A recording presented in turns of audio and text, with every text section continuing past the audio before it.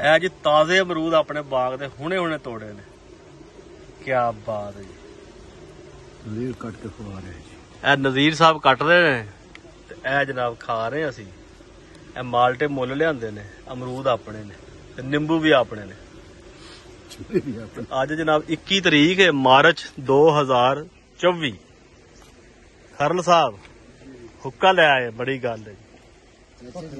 ਚਾਚਾ ਜੀ ਕੀ ਹਾਲ ਚਾਲ? ਬਸ ਸ਼ੁਕਰ ਅਲਹਮਦੁਲਿਲਾ, ਅੱਲਾਹ ਪਾਕ ਦੇ ਸ਼ਾਨ। ਤੁਸੀਂ ਆਪਣਾ ਫਿਰ ਵੀਡੀਓ ਵੇਖ ਕੇ ਖਾਓ ਪੀਓ,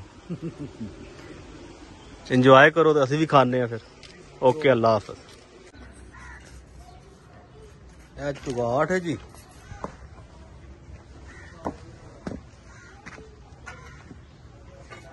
ਭਰਤੀ ਪੈ ਰਹੀ ਹੈ।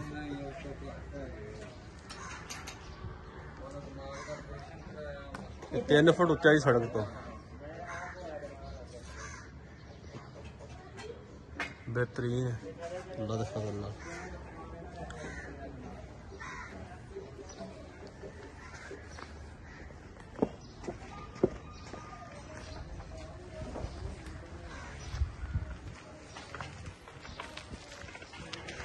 ਇਹ ਕਮਰੇ ਦੇ ਦਰਵਾਜ਼ਾ ਤੇ ਬਾਹਰਲਾ।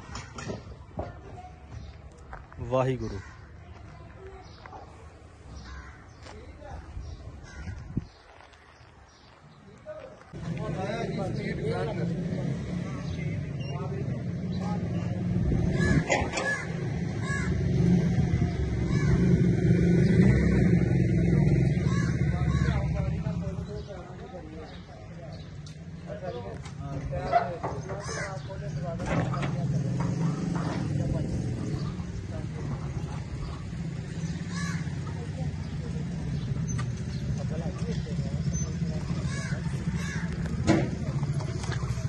और जी मुंशी साहब ठीक हो?